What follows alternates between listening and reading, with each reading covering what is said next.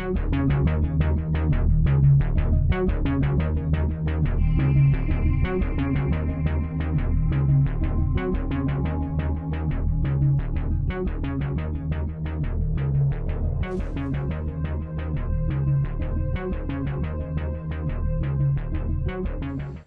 thank you for joining us. I'm your host, Ron Whitlock. Millions of people in the United States and Mexico were threatened by Hurricane Dolly, the first hurricane of the 2008 hurricane season to strike the U.S. mainland. Hitting South Padre Island on Wednesday, July 23rd, with 100-mile-per-hour winds, which, as you know, if you saw our most recent program on the issue, we were in the eye of the hurricane. If you're going to watch that program, you can go to ronwhitlock.com. Our guest in the studio today going to talk about predominantly the flooding aspects of Hurricane Dolly. They are Nizette Rydell, meteorologist in charge and specialization in hydrology and flooding. She's in charge of the Brownsville Weather Bureau, and Steve Taylor, who's the editor of the Rio Grande Guardian and was the first reporter in the region of South Texas, the Rio Grande Valley, to focus on the story of San Carlos, which may be the ninth ward type story as it relates to New Orleans and Hurricane Katrina. Steve, thank you for joining us. Thank you for taking off time from the National Weather Service. Come over and talk to us today a little bit about Hurricane Dolly.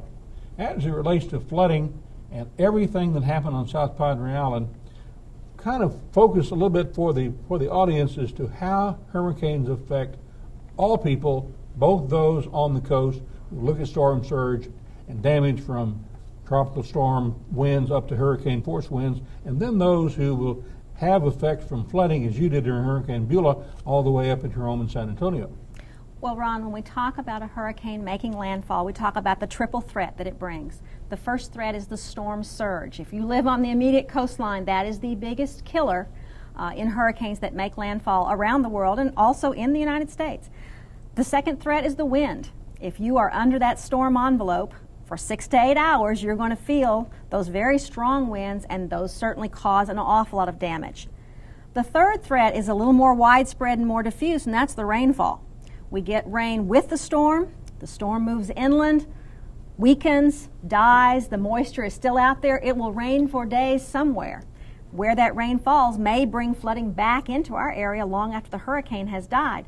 Rainfall is probably the threat that affects the largest number of people and the largest area with almost every landfalling storm.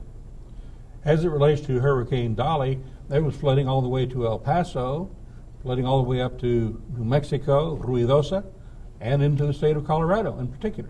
That's true. A tropical system is capable of producing copious amounts of rainfall for days after it makes landfall. We saw anywhere from 6 to 8 inches across valley areas close to the river. Further north along the most intense part of the track, we saw rainfall amounts of 15, 16, some estimates as high as 18 or 19 inches in that very strongest part of the storm. As the storm weakens and slows down, the rain just keeps coming, so more of it happens. We saw this storm move up across southern Webb County, up through New Mexico, even on into Colorado. And at points where the rainfall was intense, we saw flooding in those areas along the lines of what we see here. It seemed like, Steve, that Hurricane Dolly was infatuated with the Rio Grande River because it seemed to follow the estuary of the Rio Grande River all the way north, Laredo, El Paso, up through New Mexico, into Colorado. And I think you guys are much more aware of Hurricane Beulah than me. That was pretty much the same sort of path for Beulah. Is that correct? Well, no, not really. In some ways, Beulah came on shore a little bit north of Dolly and actually made a turn, came up the valley, literally up the Rio Grande River Valley, but made a turn and went southward into Mexico. So as Beulah was dissipating, dying, falling apart, those rains were falling in the highland areas of Mexico, and that water ran right back down into the Rio Grande. Dolly, fortunately for us, came on shore in the same general area, but kept on moving to the west and northwest. So rather than curving over Mexico, went out over Webb County and into Tamaulipas and Mexico that direction, staying further away from the drainage of the Rio Grande Basin. So we didn't see the huge flood, the huge rainfall pouring back into the Rio Grande Basin, which is what we saw with Beulah. My recollection during Beulah was that we had some 30-inch accumulations of rainfall over the actual Rio Grande itself, but then also those rains as they moved into the mountains of northern Mexico. That's when the water came back down the Rio San Juan, then into dumping into the Rio Grande River south and near Rio Grande City, and then on down into the Rio Grande Valley proper, using the floodway system for the next to the last time we've had that being utilized, other than Hurricane Gilbert, when the floodway system was only about half full. That's true. Beulah rained a lot more. She was slower moving, slower to fall apart. So we got more rain overall and over a larger area. Dolly, we were lucky that she wasn't quite that large, and she kept on moving to the west. Explain to the audience just a moment, if you wouldn't mind, about the fact you're talking 16 to 8-inch rainfall accumulations, and those are ones that you're making based on your statistical knowledge and also the technology that you have in your Weather Bureau. But in fact, some of the other total reports are only showing 12 inches in San Manuel, 12 inches in the Harlingen International Airport.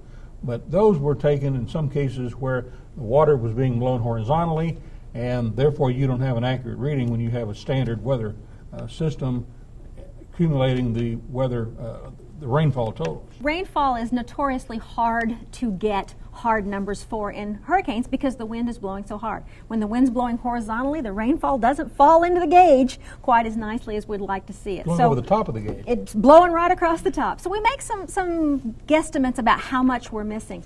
The rainfall totals that you were discussing are measured. The 12 inches at San Manuel was measured in that gauge. We also use radar estimates, which if you look at those were somewhat higher. We saw amounts coming up to almost 20 inches in the radar estimates. Those can sometimes be subject to overestimation or underestimation depending on how the radar is tuned. So we look at that. We have algorithms that do satellite derived estimates. We can look at those. We can make some pretty educated guesses about how those all mesh together. Take the underestimation here, the possible overestimation there, and make some fairly well-educated guesses as to what the actual amounts are. We expect to see a few more high rainfall amounts come in. Many of our observers couldn't report because of the lack of power, the inability to have internet access or phone access to us immediately afterwards. So we're still hoping to see some more. But the amounts that we saw, hard amounts in a rain gauge, match up pretty well with what we were expecting. So they give us confidence that those higher amounts, 15, 16, maybe even 18 inches, are probably correct as well. Now we're going to have Steve Taylor talk a little bit about the fact that all of this was not really just rainfall totals and the like. It was about damage. It was about flooding in homes, especially in San Carlos, where he has spent many, many days talking to those, interviewing those individuals who have water in their home, even as we're recording this program today. So we're going to personalize it in the next segment. We want to get through all the aspects of who shot the sheriff, how much did it rain here, how fast were the winds, all of those kinds of things, and the fact that Dolly is now the hurricane of record or hurricane of memory as it relates to this generation. That's correct. What does that mean? Well, up until now, Beulah was the storm of memory in the valley. If you ask someone what is a hurricane like in the Rio Grande Valley, they would talk about Beulah. That's the storm we remember. And she was a horrific storm. Big, bruising, powerful, rains, flooding, covered a large area, affected areas from Monterrey to San Antonio. Businesses closed down for over a month. Tremendous devastation in the valley. Dolly, for those of us who are under 40, for those of you who are under 40, Dolly now becomes the storm of memory. Next year when I go out and talk about hurricane preparedness, that's what people who are under 40 are going to remember, is Dolly. And I think it's important to say, that's good. You now have a frame of reference. This is what a hurricane can be like in the valley. The downside of that is Dolly's nowhere near as bad as Beulah was. Dolly is not as bad a storm for the valley as Beulah was. So our memory over time will become less cautious, less horrified, less anxious because we survived. We survived, Dolly. We survived. Not to belittle the person who's still got water in their house, their yard, their business. There are still a lot of people affected by what happened with Dolly. But for those of us who got through it, we're like, we got through that. It's not that bad. The real answer is it could be much worse. Beulah was worse. So as this becomes our storm of memory, our memory is only as good as the last storm. Are we going to have another storm next year? We could. Will it be worse than Dolly? Certainly could be. This was a minimal hurricane.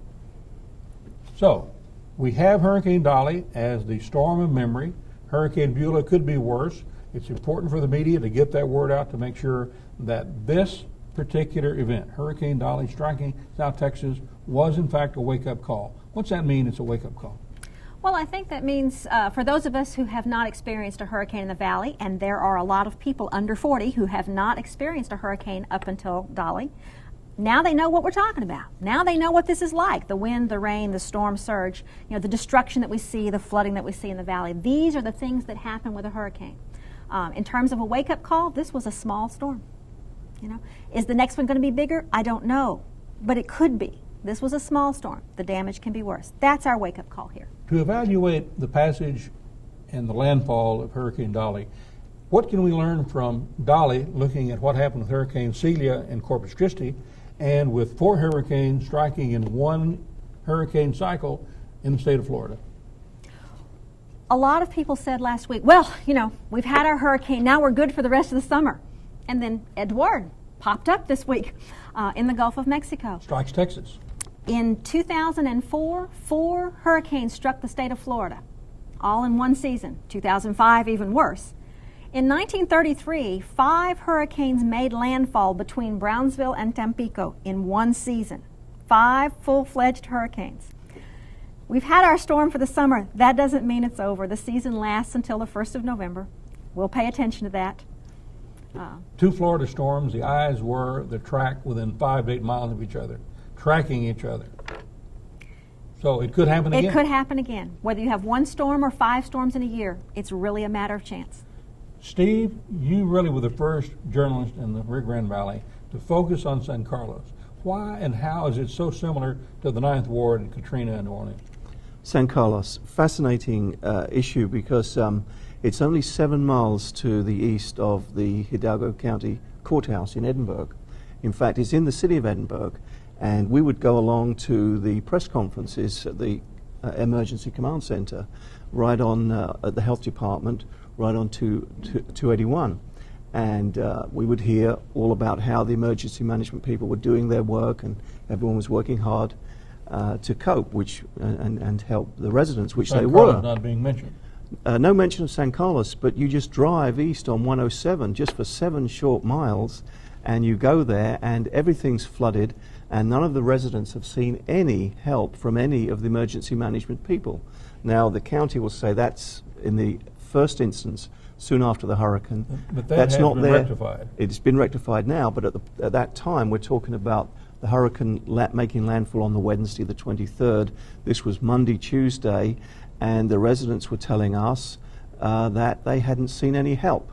Now, the first people to... Septic tanks overflowing. Oh. Larvae of mosquitoes breeding. Tell us, set the stage of what these people were living in at the time before they got help. It wasn't simply Hurricane Dolly. What you have there is 2 drainage systems which breached. There's one going north-south, one east-west, and they both overflowed. The one we saw was right near an elementary school, Robert F. Kennedy Elementary School, and so that made. It wasn't rainfall over San Carlos. This was rainfall someplace else that accumulated and then was being transmitted to the Gulf of Mexico, breached, as it were, and flooded San Carlos and the people of San Carlos. And yes, and because San Carlos is particularly low-lying, it's all low-lying. The whole of the Delta region suffered, and so yes, 3 foot of water in the Colonia houses. People without food. People without a home, without food, without electricity, without water, without ice. They were living under canopies. They were living in tents. They couldn't wade through the water. It was a reddish brown, a really filthy water. The septic tanks had overflown. It was sort of poisonous water. They weren't going to go back in their homes at that point. So it's particularly bad. The American Red Cross has set up a center in the San Carlos Community Center to help, and they don't have medicine. They have food, water, and ice, but the place is packed. There were hundreds of people. We were told about 800 people in this community center. Now there are more colonias further out from San Carlos where people, if they didn't have transportation, they couldn't even get to the emergency center, and they were just there on their own. There was absolutely no help for many days. In that respect, it's like the Ninth Ward. And this was prior to the point that Governor Perry asked President Bush to declare FEMA could come on in without the assessment study being done, bureaucratic holdup of getting some of this FEMA help, some of this federal help, some of this state help into San Carlos, into the Rio Grande Valley of South Texas. That's prior to that. At this point in time, there are services coming to San Carlos. Basically, they've gone in with the trucks and they've pumped all the water out. Most of the homes, the water's gone. What they're left with, obviously, is inhospitable, uninhabitable homes. The floors, the carpets are saturated, the mattresses are saturated.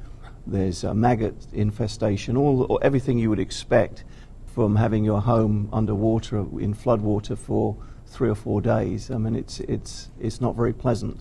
You have to go in there with a mask on because the smell was foul, and Wellington boots. It's pretty bad. Lizette, you experienced Hurricane Beulah's storm and flooding in San Antonio, even though it hit near Raymondville. You tell us that at least once a year there's going to be an event where 20 inches of rain will fall over a 24-hour period somewhere in central or south Texas along the banks of the Rio Grande or San Antonio River. Why is that, and what does that tell the people of this region that they need to be aware of? Well, a few years back we did look at some statistics that said given the terrain that we have, the geography of South Texas, very low-lying, moisture right there in the Gulf of Mexico, it's hot, there's lots of evaporation, and the terrain in central Texas, the abrupt rise of the Balcones Escarpment, all of those things kind of come together to make it possible. Statistically, we will see a 20-inch rainfall somewhere in that area from Del Rio to Austin to Beaumont to the Rio Grande. Once a year, 20 inches in 24 hours. I experienced one because we had 3 events, one off the Pacific, one off Acapulco, and one off the Gulf, all coming into Canyon Lake near New Braunfels. And I must tell you, that was as scared as I've ever been in a weather event. And that was a non-hurricane event. That was not a hurricane-related rainfall. But because of our unique geography here in Texas, we can see that. So we're always talking about flooding, the threat of flooding. Does that mean the people of Texas, anywhere within a state or two of the Gulf of Mexico, need to be watching tropical storms and hurricanes, even though they do not live on the coast? Oh, I think absolutely. If you live anywhere in that swath within 150 miles of the coast, from Brownsville all the way around to Florida and up the East Coast, you need to pay attention to what's going on in the tropics. Most of the time, we see these coming a week or so ahead of time. They're out in the Atlantic, they move into the Caribbean, they come into the Gulf. But there are days like this where Edouard pops up in a week, just overnight, pops up in the Gulf of Mexico, makes landfall within a couple of days. So summertime, hurricane awareness, hurricane preparedness, just pay attention. You don't have to know it all, just pay attention because you can be affected at any time. Steve, coming from England, as it were, Great Britain, give us an international perspective, a different perspective coming out of where you were raised and brought up, becoming a journalist, coming to the United States and starting the Rio Grande Guardian. Well, first of all, we don't have hurricanes. Funnily enough, though, I think it was 1987, we were completely shocked. There was no weather forecast or anything, but overnight a hurricane came up from the south of France at about 125 miles an hour, and there was just devastation everywhere. And we didn't have a name for it. We don't have hurricanes, so we don't call them Dolly or Edouard or anything like that. But no, our weather's more temperate, and it's cold in the winter, but it's nothing as violent as this. The element of mosquitoes, stagnant water, as it relates to flooding, out of tropical storms and hurricanes, is that to be expected almost every time? Essentially, it comes with the territory. We live in a very low-lying area. There's very little gradient of elevation. We live on a river delta in a desert. It's a land of extremes, drought, flood. Anytime you have a hurricane, water is going to pile up somewhere, because the hurricane brings so much rain. And if it can't drain off, it's going to sit there until it evaporates and become stagnant. Right, and the mosquitoes move in, and life's not all that pleasant. And the diseases, West Nile, dengue fever, cephalitis, tons of them. All of those things are related to mosquitoes. They certainly follow, they're opportunistic and follow these kinds of events. So as the valley sees aerial spraying, county trucks, city trucks, other municipalities and governmental entities spraying for mosquitoes, that's critically important. Yes? I'm going to leave how important that is up to our county agencies. You know, I think it helps make life bearable. Should it be sprayed today, tomorrow? Those are decisions that people better informed than me do. I just know the water will bring them. And if something health-wise does break out, those mosquitoes are going to transmit that, because a mosquito has no respect for international boundaries or gated communities. True, Steve? Absolutely, absolutely. As we're seeing in the Delta and San Carlos regions right now.